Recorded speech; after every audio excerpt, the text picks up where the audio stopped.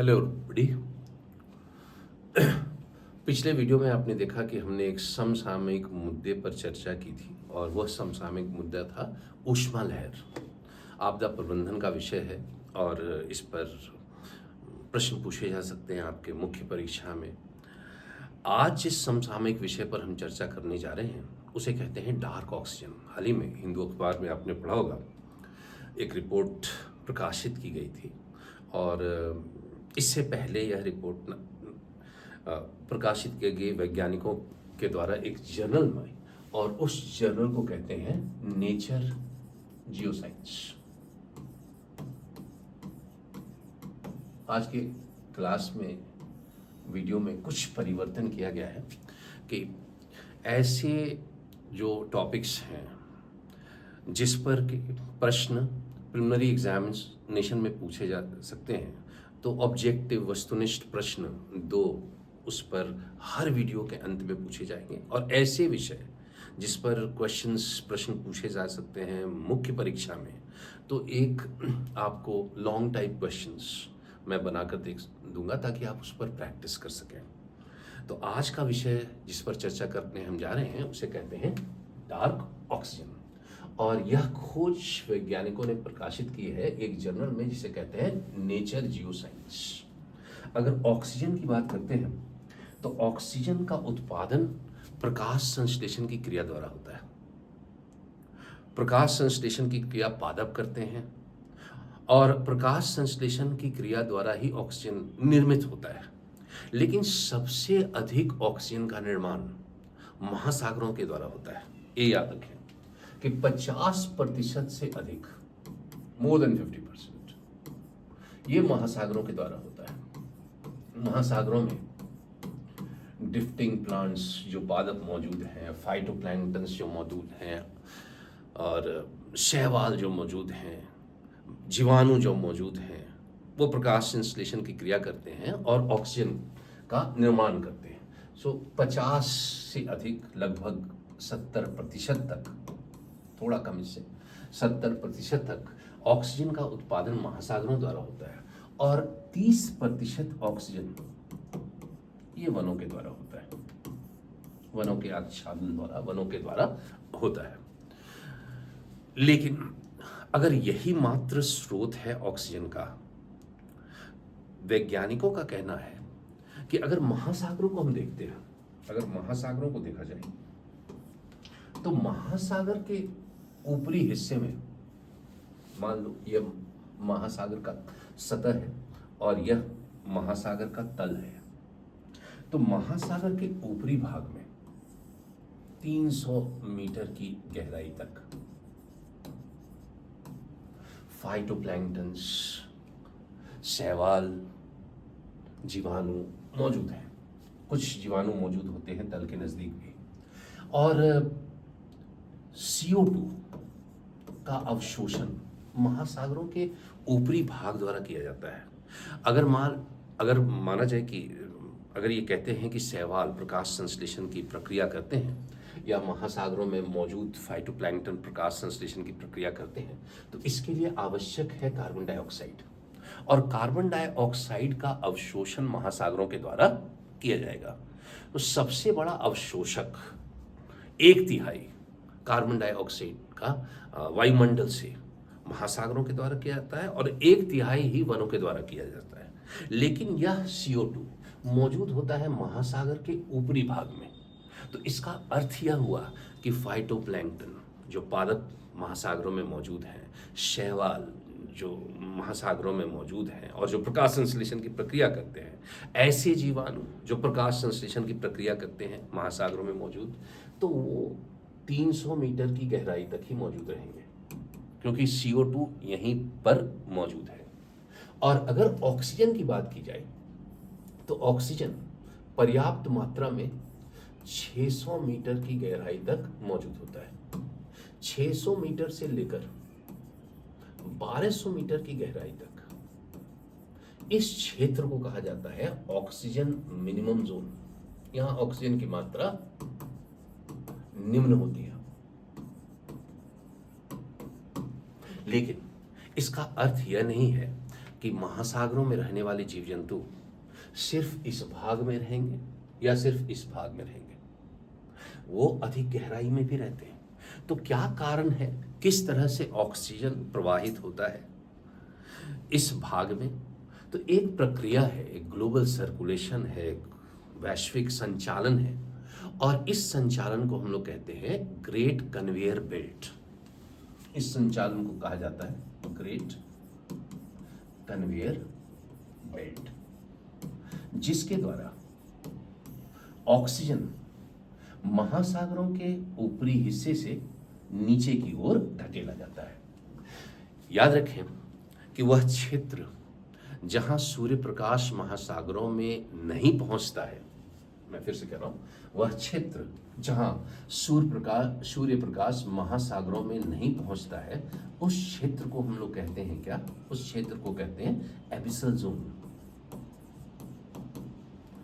तो यदि जीव जंतु, महासागर में रहने वाले प्राणी इस क्षेत्र में मौजूद हैं, एबिसल जोन में मौजूद हैं, तो इसका अर्थ क्या है? इसका अर्थ है कि उनके उत्तर जीवन के लिए ऑक्सीजन का संचालन किस तरह से हो रहा है? उनके उत्तर जीवन के लिए ऑक्सीजन का संचालन इसके द्वारा होता है, ग्रेट कन्वेयर बेल्ट के द्वारा होता है। ऑक्सीजन महासागरों के ऊपरी भाग से नीचे की ओर धकेला जाता है। लेकिन इस संचालन के होते हुए भी अगर महासागरों के निचले भाग को देखेंगे तो महासागरों के निचले भाग में ऑक्सीजन की मात्रा निम्न ही रहती है।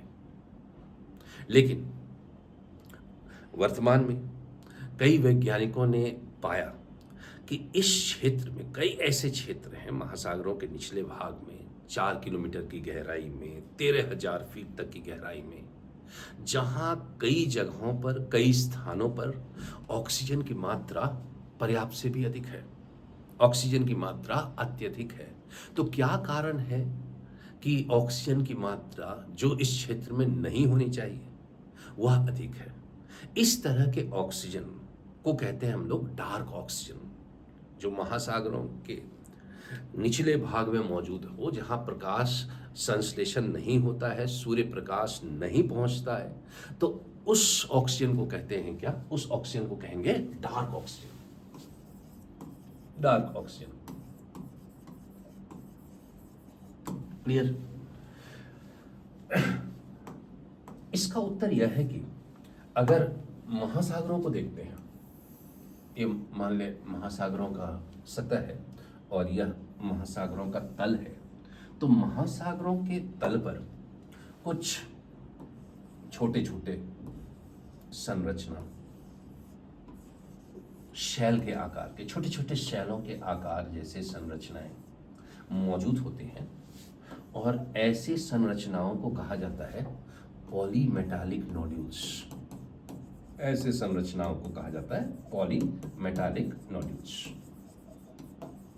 लगभग आलू के आकार के होते हैं, उतने ही बड़े होते हैं ये, तो इन्हें कहा जाता है। और ये महासागरों के तल पर फैले हुए हैं। इनको अगर देखते हैं तो इनमें मौजूद क्या है? इनमें मौजूद है आयरन, इनमें मौजूद है कोबाल्ट, इनमें मौजूद है निकल, इनमें मौजूद है मैग्नीज, ये सारे इनमें मौजूद हैं। पॉलीमेटालिक नोड्यूल्स से एनर्जी की प्राप्ति, ऊर्जा की प्राप्ति होती है। कैसे? क्या इन्हें तापीय संयंत्रों में जलाया जाता है? नहीं।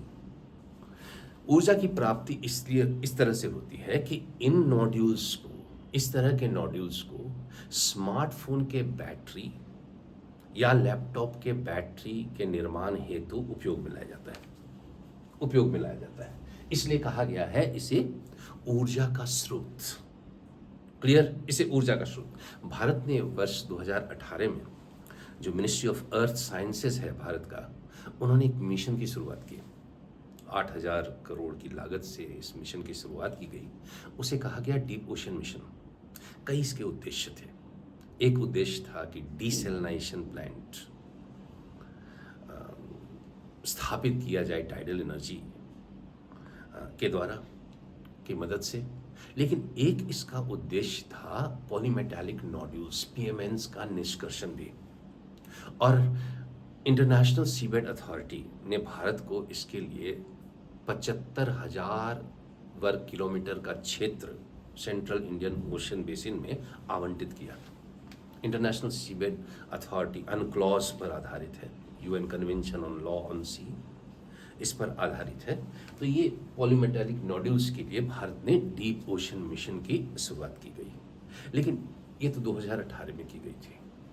इसकी चर्चा अभी क्यों कर रहे हैं? इसकी चर्चा अभी इसलिए कर रहे हैं क्योंकि वैज्ञानिकों का यह मत है कि ऑक्सीजन जो है, वैज्ञानिकों का यह मत है कि ऑक्सीजन जो है वो उत्पादित होता है पॉलीमेटालिक नोड्यूल्स के द्वारा। क्यों, कैसे? पॉलीमेटालिक नोड्यूल्स को अगर आप देखते हैं तो पॉलीमेटालिक नोड्यूल्स में इलेक्ट्रिक चार्ज मौजूद होते हैं। इनके सतह पर 0.95 वोल्ट का इलेक्ट्रिक चार्ज मौजूद होता है, और वाटर जो है, जल जो है, उसको तोड़ने के लिए हाइड्रोजन और ऑक्सीजन में 1.5 वोल्ट की आवश्यकता होती है। तो कहेंगे कि ये तो कम है इससे। लेकिन अगर पॉलीमेटालिक नोड्यूल्स संगठित हों, आपस में एक दूसरे के समीप मौजूद हों, तो इतनी क्षमता वो बना लेते हैं कि वाटर मॉलिक्यूल्स को ऑक्सीजन और हाइड्रोजन में तोड़ सकें, जिसके कारण जो ऑक्सीजन का निर्माण होता है उसे हम क्या कहते हैं? उसे हम कहते हैं डार्क ऑक्सीजन। डार्क ऑक्सीजन जो महासागरों के निचले हिस्से में मौजूद है, और इसका स्रोत माना जाता है क्या? इसका स्रोत माना जाता है पॉलीमेटालिक नोड्यूल्स को। यदि देखते हैं पॉलीमेटालिक नोड्यूल्स सबसे अधिक मात्रा में कहाँ पाई जाती है? प्रशांत महासागर में। प्रशांत महासागर में एक क्षेत्र है जिसे हम लोग कहते हैं क्लेरियन क्लिपर्टन जोन, और क्लेरियन क्लिपर्टन जोन में सबसे अधिक पॉलीमेटालिक नोड्यूल्स है। अंतर्राष्ट्रीय सीबेड अथॉरिटी ने 20 से अधिक देशों के साथ समझौते किए हैं डीप सी माइनिंग के लिए, जिसमें 17% से अधिक समझौते चीन के साथ हुए हैं। लेकिन भारत भी इन समझौता का भाग है। पॉलीमेटालिक नोड्यूल्स, पॉलीमेटालिक सल्फाइड्स, इनका निष्कर्षण किया जाएगा और इनका निष्कर्षण कर उपयोग में लाया जाएगा। एक जो इसके साथ समस्या जुड़ी हुई है वो है कि जब आप पॉलीमेटालिक नोड्यूल्स का निष्कर्षण करते हैं तो कहीं ना कहीं महासागरों का पारिस्थितिक तंत्र, मरीन इकोसिस्टम प्रभावित होगा। कई महासागरों में रहने वाले जीव जंतुओं का उत्तर जीवन प्रभावित होगा। तो यह एक समस्या बनी हुई है, यह एक प्रश्न चिन्ह इस पर लगा हुआ है। लेकिन यह आप जाने कि डार्क ऑक्सीजन किसे कहते हैं। तो ये एक छोटा सा टॉपिक है डार्क ऑक्सीजन। अब देखिए, इस पर मैंने आपको 2 वस्तुनिष्ठ प्रश्न बनाए हैं और आपको यह जानना है कि इसके उत्तर क्या होंगे। मैंने सबसे पहला प्रश्न इसमें बनाया है, दूसरा प्रश्न बनाया है कि निम्नलिखित में से कौन सा जीवाणु सबसे अधिक ऑक्सीजन उत्पादित करता है। और कई ऑप्शन है, प्रोक्लोरोकॉकस, सिनक्लोरोकॉकस, प्रोटियोबैक्टीरिया और क्लोरोबी। इसमें सही उत्तर है ए। जो जीव मंडल में 20% ऑक्सीजन है, पूरे जीव मंडल में मैं बोल रहा हूं, बायोस्फीयर में 20% ऑक्सीजन है, वो इस जीवाणु के द्वारा ही निर्मित होता है। यह जीवाणु मरीन इकोसिस्टम में मौजूद है, महासागर के पारिस्थितिक तंत्र में मौजूद है, और यह एक तरह का साइनोबैक्टीरिया है जिससे 20% ऑक्सीजन उत्पादित किया जाता है। तो पहला तो ये याद रखें। तो और दूसरा प्रश्न देखें, जिस तरह से यूपीएससी एग्जामिनेशन में आजकल प्रश्न पूछा जाता है, मैंने प्रश्न बनाया है आपके लिए। निम्नलिखित कथनों पर विचार करें। और पहला कथन है कि भारत द्वारा शुरुआत की गई डीप ओशन मिशन का एक उद्देश्य पॉलीमेटालिक नोड्यूल्स का निष्कर्षण है। तो यह आपने अभी ही इसकी चर्चा की गई थी, तो यह सही है, इसमें कोई दो राय नहीं कि यह सही है। दूसरा, पॉलीमेटालिक नोड्यूल्स के द्वारा एबिसल जोन में ऑक्सीजन उत्पन्न किया जाता है। बिल्कुल सही है, क्योंकि आपको मालूम है कि वाटर मॉलिक्यूल्स को यह तोड़ते हैं ऑक्सीजन और हाइड्रोजन में, जिसके कारण ऑक्सीजन निर्मित होता है। और इस तरह के ऑक्सीजन को क्या कहते हैं? इस तरह के ऑक्सीजन को कहते हैं डार्क ऑक्सीजन। ठीक है, इस तरह के ऑक्सीजन को कहते हैं डार्क ऑक्सीजन। तो ये याद रखेंगे डार्क ऑक्सीजन कहाँ मौजूद है। और 50% से अधिक ऑक्सीजन का उत्पादन महासागरों द्वारा होता है। ये भी बिल्कुल सही है। मैंने आपको बताया कि लगभग 50 से 70% ऑक्सीजन महासागरों द्वारा ही निर्मित किया जाएगा। महासागर में मौजूद फाइटोप्लैंक्टन, शैवाल, कई प्रकार के जीवाणु मौजूद हैं जिनके द्वारा ऑक्सीजन निर्मित होता है। और निर्मित कैसे होता है? प्रकाश संश्लेषण की क्रिया के द्वारा। तो ये तीनों ही कथन सही हैं। तो उपरोक्त कथनों में से कितने सही हैं? उपरोक्त सभी तीनों ही कथन सही हैं। आज के वीडियो में इतना ही। इसी तरह के वीडियो नित्य आपको प्राप्त होते रहेंगे। अपने ज्ञान का संवर्धन करें। धन्यवाद।